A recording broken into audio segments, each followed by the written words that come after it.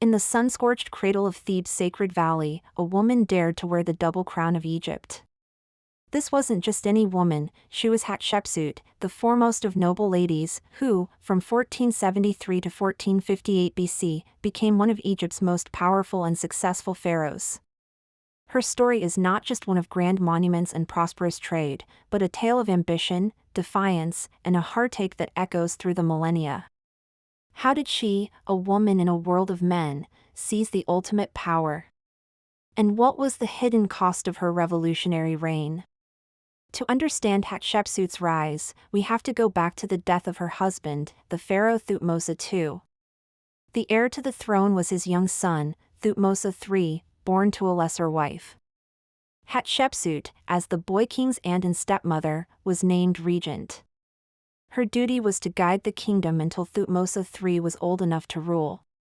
But for Hatshepsut, a mere guide was not enough. She was of pure royal blood, a daughter of a king and a queen. She believed her claim to the throne was stronger, more divine. Within a few years, she did the unthinkable. She declared herself co-ruler and then took the final, audacious step: she became king. This wasn't a simple power grab. It was a masterclass in political maneuvering and religious propaganda. Hatshepsut began to portray herself not as a queen, but as a male pharaoh. In statues and reliefs, she was depicted with the traditional symbols of kingship: the false beard, the kilt, the muscular physique of a male ruler. She didn't just borrow the imagery, she rewrote her own story. She claimed that the god Amonia-Sare himself had visited her mother in the form of the pharaoh and that she was his divine daughter, destined from birth to rule. This divine birth narrative was carved into the walls of her magnificent mortuary temple, a permanent testament to her God-given right to the throne. She wasn't just a regent holding a place, she was the chosen one. And rule she did. Her reign was a period of peace, prosperity, and architectural splendor. While many pharaohs were known for their military conquests, Hatshepsut was a builder and a trader. Her crowning achievement was her mortuary temple at Deir el-Bahari, a stunning terraced sanctuary carved directly into the cliffs of Thebes. Its elegant colonnades and vibrant reliefs told the story of her reign for all to see. It was a statement of power, a monument designed to last for eternity. The temple stood as a marvel of engineering and art, a symbol of the stability and wealth she brought to the land of the Nile. Perhaps her most famous endeavor was the ambitious trading expedition to the distant land of Punt, a place of legend, thought to be somewhere on the coast of modern-day Eritrea or Somalia. Previous pharaohs had traded with Punt, but Hatshepsut's expedition was on an unprecedented scale. 5 massive ships, each over 70 feet long, set sail down the Red Sea. The reliefs at Deir el-Bahari depict the journey in vivid detail, the Egyptians marveling at the strange houses on stilts, the exotic animals like giraffes and baboons, and the warm welcome from the people of Punt. They returned laden with treasures: frankincense, myrrh, ebony, ivory, gold, and, most spectacularly, live myrrh trees, which were planted in the gardens of her temple. This expedition wasn't just about acquiring luxury goods, it was a demonstration of Egypt's power and reach, a grand publicity stunt that cemented her image as a successful and visionary ruler. While Hatshepsut built her legacy, what of the boy she had pushed aside? Thutmose III, the rightful heir, was not imprisoned or exiled. He was raised in the court, educated, and eventually made head of Egypt's armies. He grew up in the shadow of his stepmother's throne, a king in waiting while a queen ruled as king.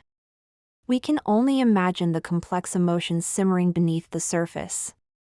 Did he feel resentment, impatience, or even a grudging respect for the woman who held the power that should have been his?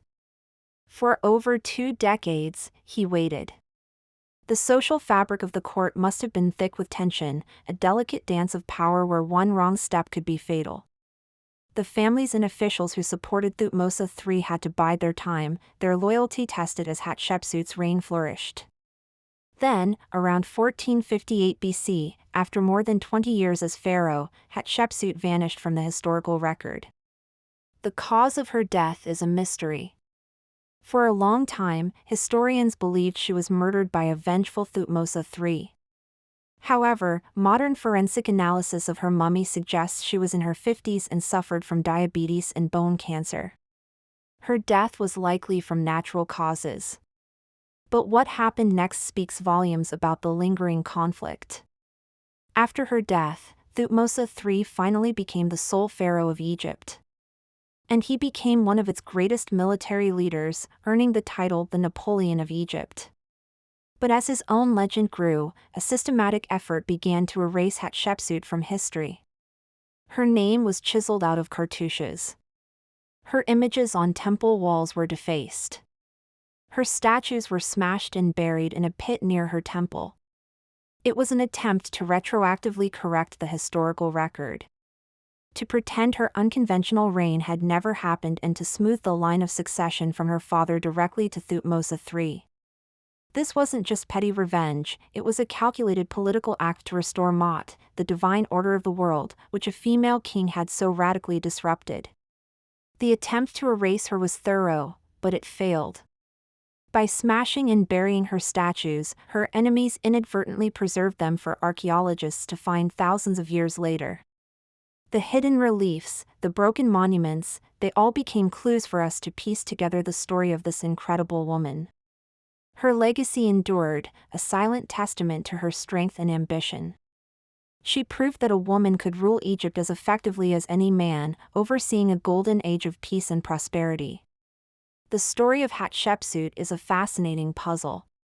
Was she a ruthless usurper who stole a throne from a child? Or was she a visionary leader who stepped up to guide her country to greatness when it needed her most? Perhaps she was both.